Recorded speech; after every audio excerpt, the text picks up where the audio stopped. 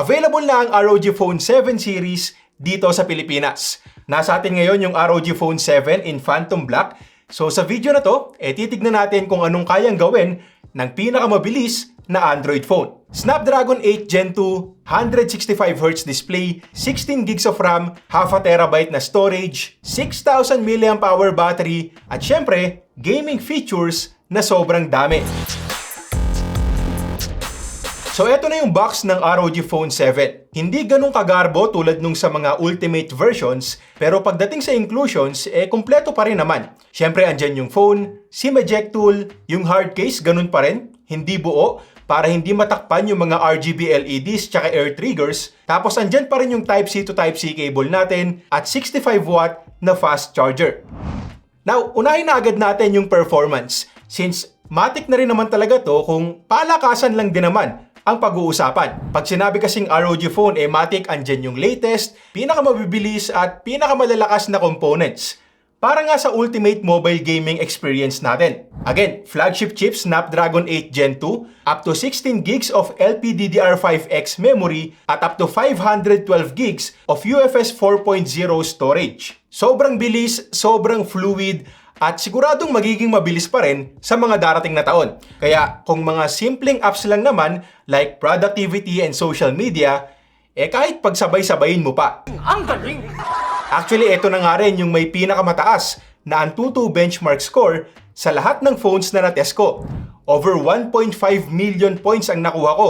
So may expect talaga natin na kaya nito ang lahat ng mobile games ngayon sa pinakamatataas na settings. Mobile Legends, League of Legends, Call of Duty, PUBG, at syempre kasama na rin dyan yung super demanding na Genshin Impact. Talagang halos laging nasa 60 FPS kahit nakaset sa highest settings. At bumababa lang ng 58 or 57 kapag bagong teleport tayo sa isang lugar na understandable naman dahil nga naglo-load pa yung map. After a few seconds at nag-load na yung mapa, babalik na rin kaagad to sa 60 FPS. Solid na solid yung performance para sa mga hardcore gamers. So, siguro ang isang kulang lang na nakita ko ay yung ultra refresh rate sa Mobile Legends. Well, alam naman natin na kayang-kaya nito yung max settings ng ML. Mamaniin niya lang yan. Yun nga lang, hindi pa yun available ngayon at kahit dun sa ROG Phone 6D Ultimate ko, wala pa rin. So, hopefully, mapag-usapan na to ng ROG at ng Moonton. Lalo na ngayon na may partnership sila dun sa MLBB Southeast Asia Cup, i-optimize na daw yung mga ROG phones sa mga ML tournaments. So, hoping talaga ako na magkakaroon na ng ultra-ultra settings sa mga susunod na buwan. Okay, so alam na natin na top of the line na naman yung performance. Again, expected na yan.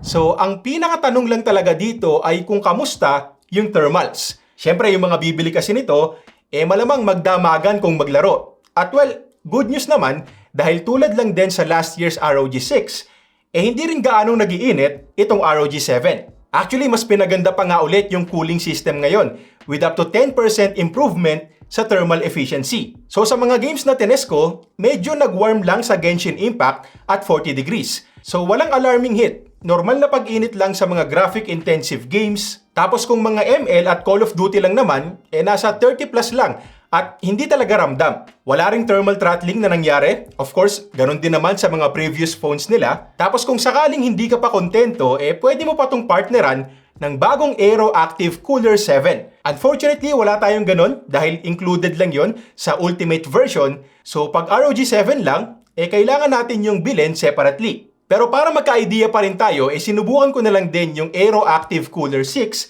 from my last year's ROG 6D Ultimate. Yes, compatible din dito yung Cooler 6 at may bisa din naman. Nabawasan ng 2 degrees, so maliit tignan, pero malaki-laking tulong na rin yan kung aaraw-arawin natin. Tapos syempre, expect din natin na magiging mas mabisa pa yung sa Cooler 7 dahil may mga improvements din doon at dagdag na features. Actually, ang isang gusto ko nga doon ay yung built-in subwoofer. Kukonek mo sa ROG 7 tapos may dagdag na bass at syempre may improve din yung overall sound quality. Pero wag niyong isipin na kailangan talaga yung Aero Active Cooler 7 para maging maganda yung speakers. Kasi kahit wala yon, one of the best pa rin itong dual front-facing speakers ng ROG 7. Malakas at klaro yung tunog kaya solid for both gaming and watching videos.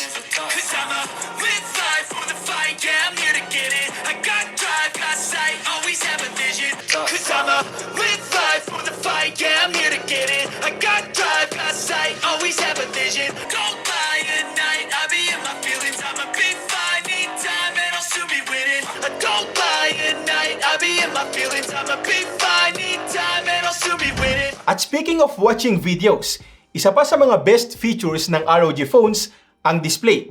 Taon-taon yan at ganun pa rin dito sa ROG 7. Well, almost same specs pa rin naman kasi talaga to sa last year's model. Samsung AMOLED panel with same size, same resolution, same Gorilla Glass protection, tapos pagdating sa smoothness and responsiveness, sobra-sobra pa rin at 165Hz refresh rate at 720Hz na touch sampling rate. Andyan pa rin yung vibrant and accurate colors for superb visuals. May DC dimming pa rin at this time, tinaasan pa nila yung peak brightness from 1200 nits to 1500 nits. So kahit maglaro ka sa labas, for some reason, makikita mo pa rin ng klaro yung display. May konting kapal pa rin sa top and bottom bezels at ganun pa rin yung reason ng ROG dyan. Lagayan ng selfie camera, front-facing speakers, tsaka pahingahan ng daliri natin. Para sa akin, okay lang kung magiging mas manipis pa para naman magmukhang mas modern talaga kumpara sa mga previous models. Pero suggestion lang at hindi naman reklamo dahil wala naman akong naging problema dito. At kung babalikan natin yung experience ko sa panonood ng videos, malupit talaga. Widevine L1, so andyan yung Full HD resolution natin sa Netflix. Nag-Disney Plus din ako, solid din. So kahit ano pa yung papanoorin mo, siguradong mai-enjoy mo yan dito. Ang nakikita ko lang na kulang sa ngayon ay HDR support sa Netflix. May HDR10 Plus support naman to. Wala pa nga lang sa Netflix app, so posible na ihabol na lang nila yan sa mga susunod na updates. Okay, so alam naman natin na majority of people na bibili ng gaming phone, hindi naman ganun kaselan sa camera. Dahil nga performance talaga ang pinakahabol natin dito. Pero syempre, may mga pagkakataon pa rin na gugustuhin nating makakuha ng magandang photos and videos. At hindi rin nagpabaya ang Asus dyan. Same set of camera sa last year's model, 50 megapixel Sony IMX766 yung main camera, 13 megapixel ultra-wide at 5 megapixel macro. Tapos yung upgraded dito ay yung front-facing cam na may 32 megapixel sensor. Ito yung mga shots na nakuha namin sa main camera. At unang-una, ang ganda ng naging pag-handle nito sa mga HDR shots. Kahit sobrang liwanag outdoors, direk ang araw, andyan pa rin yung details at most of the time, well-exposed pa rin yung subject. In terms of colors, saktong-sakto lang yung tingkad para maging social media ready at hindi rin ako nakulangan sa sharpness and details. Yung kuha sa ultra-wide, mas matingkad ng konti at not bad na rin yung overall quality. Tapos yung 32 megapixel selfie cam naman, pasadong-pasado rin sa akin. Sharp enough na for social media postings, andyan pa rin yung details at nagustuhan ko rin na naka-turn off yung filter by default. Medyo pinapaliwanag lang nito ng bahagya yung selfies natin para pumusyaw-pusyaw ng konti. Sa videos naman kayang mag-record hanggang 8K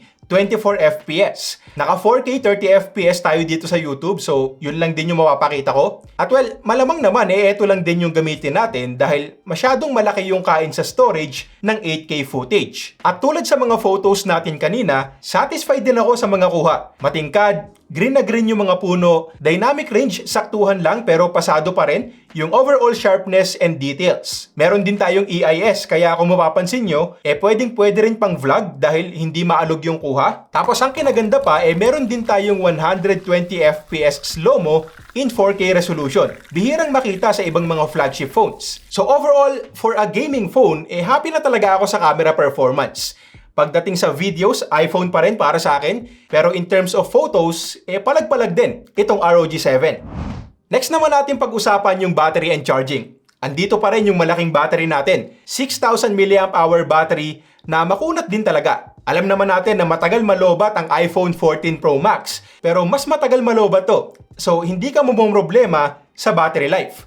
Pwera na lang syempre kung sasagad-sagarin mo sa mga games. Yung charging natin, ganun din. Alam kong medyo mababa ng tignan ng 65 watts sa panahon ngayon since marami-rami na rin yung mga phones na naka 120 at yung iba pa nga umaabot na hanggang 200 watts pataas. Pero take note na hindi naman yun 120 or 200 watts simula 0 to 100%. Peak lang yung 200 at bumababa rin yun. So sabihin ko lang na sa test na ginawa ko, 41 minutes lang ang inabot nitong ROG Phone 7 from 1 to 100%. At ang bilis na yan kasi, again, keep in mind na 6,000 mAh yung battery capacity. Dalawa pa rin yung Type-C ports, meron pa rin sa left side. Actually, yan yung primary. At wag nyo na rin subukang saksakan ng dalawang charger. Kasi yung main lang yung gagana.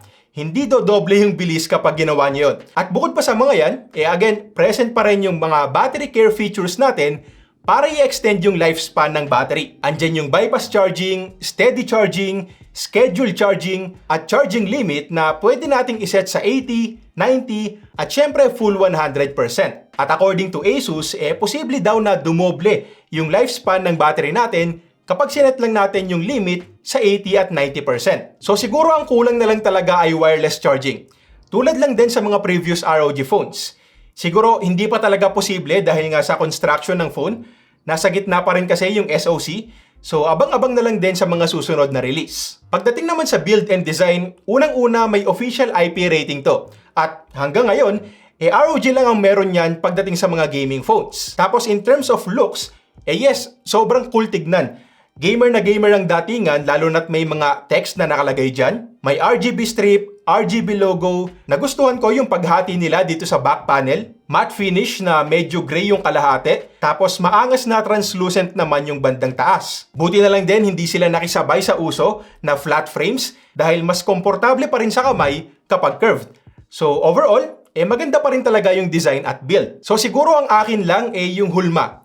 Almost 5 years na rin kasi mula nung nilaunch ang unang ROG phone. At hanggang ngayon, halos same pa rin yung shape. At gets ko naman, if it ain't broke, don't fix it.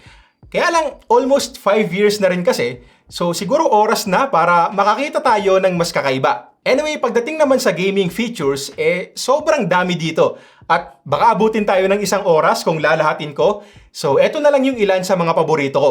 Air triggers na very useful sa mga FPS games. Very responsive. Ang ganda ng haptic feedback sa bawat pindot. At sobrang customizable din kaya pwedeng gamitin sa kahit anong game. Again, bypass charging para sa mga magdamagan kung maglaro.